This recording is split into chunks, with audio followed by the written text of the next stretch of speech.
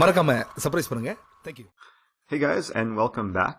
So in this video, we're going to see another Boris Grachev game, which features a more positional line.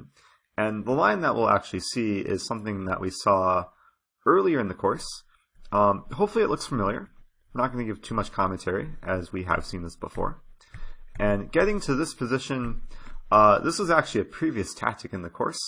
After knight h5, hopefully you remember the best move for white to play, as you do want to preserve the darks for bishop. The move to play here is bishop c7, taking advantage of the tactical opportunity that if rook c8 is played, white can happily grab the pawn on a7 due to rook c7 being met with rook a8 check. So this is what Grachev played. Nice positional move, but now we're going to see how the game unfolds and how he's able to create some nice tactical opportunity just a bit later in the game.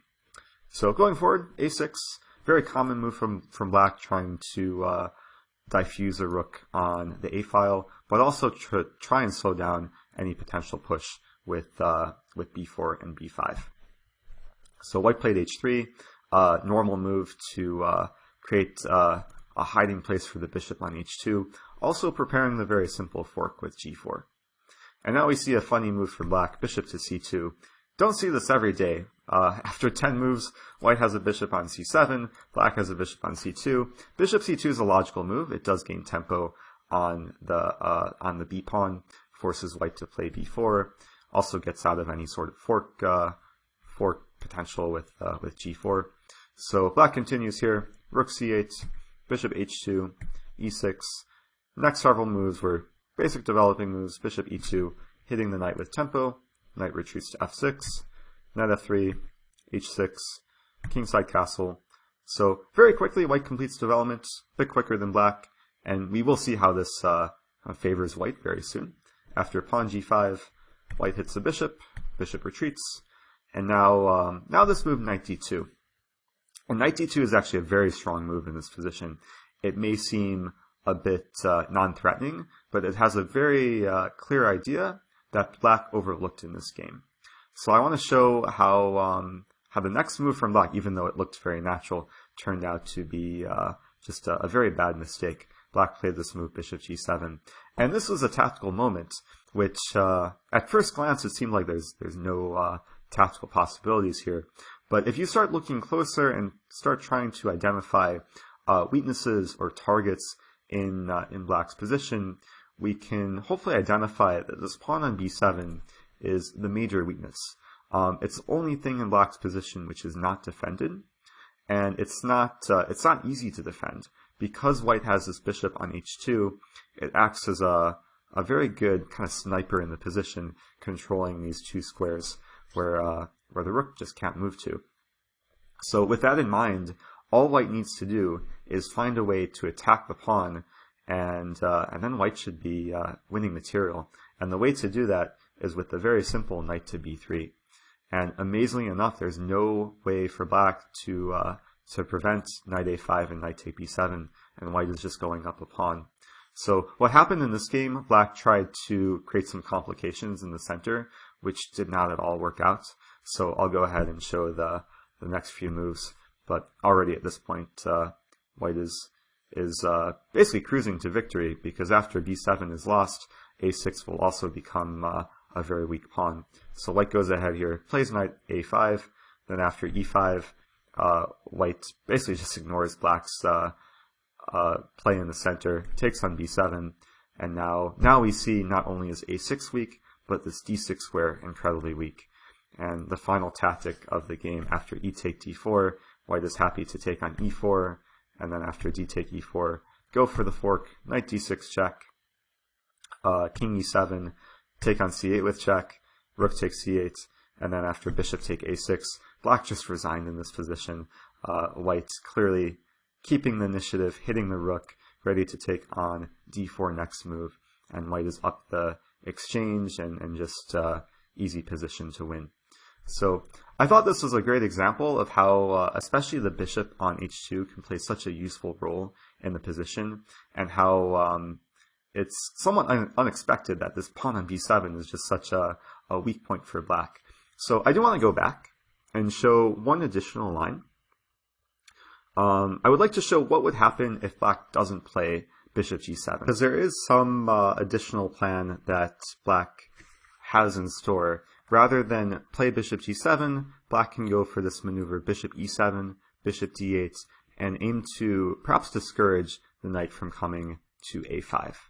So if we see this play out after bishop to e7, knight to b3, bishop d8, seems like black is actually having things under control, as white can't easily win the b7 pawn.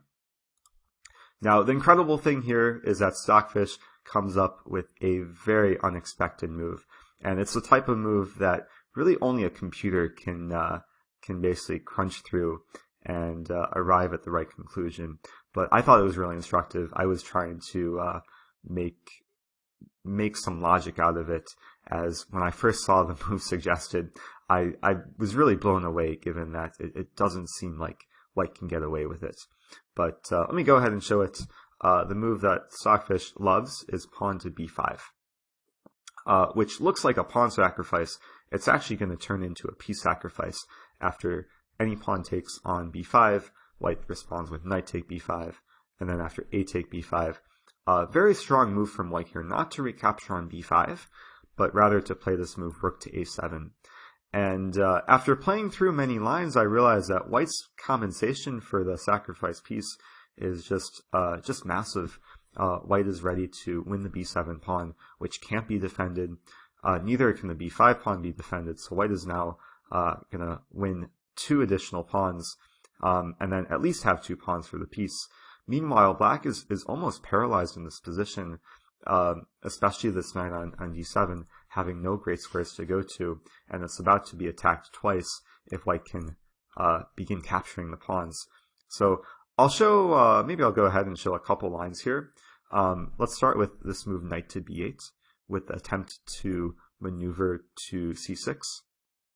White then has a very simple move, rook to a8, just pinning the knight, and the knight is attacked twice. Never forget about the bishop on h2. If black were to, if black castled, then he would lose the knight.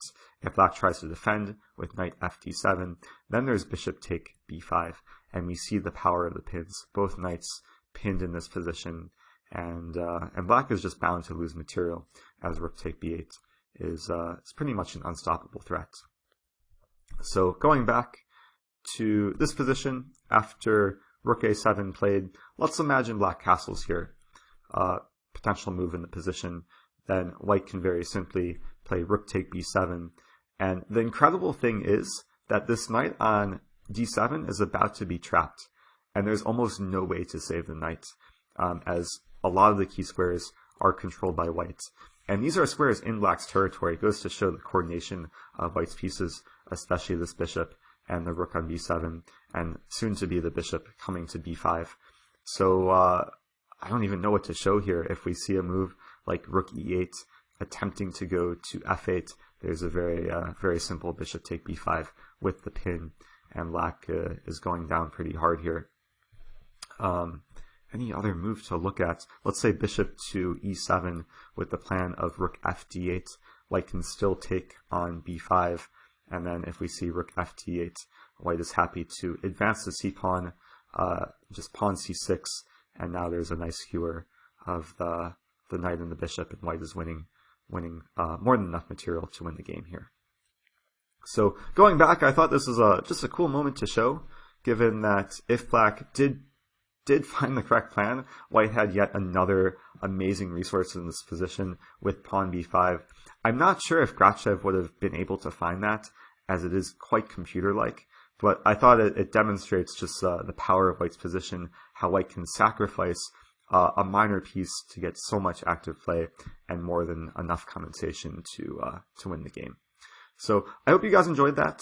This is a very common structure in the London, as if you maintain this bishop on h2, it can lead to so many nice positional and tactical ideas.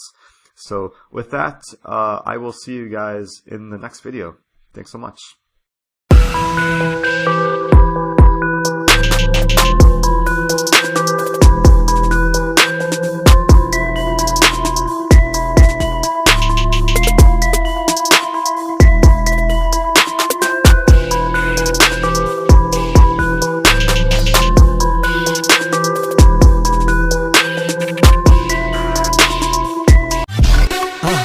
மறக்காம surprise பண்ணுங்க. Thank you.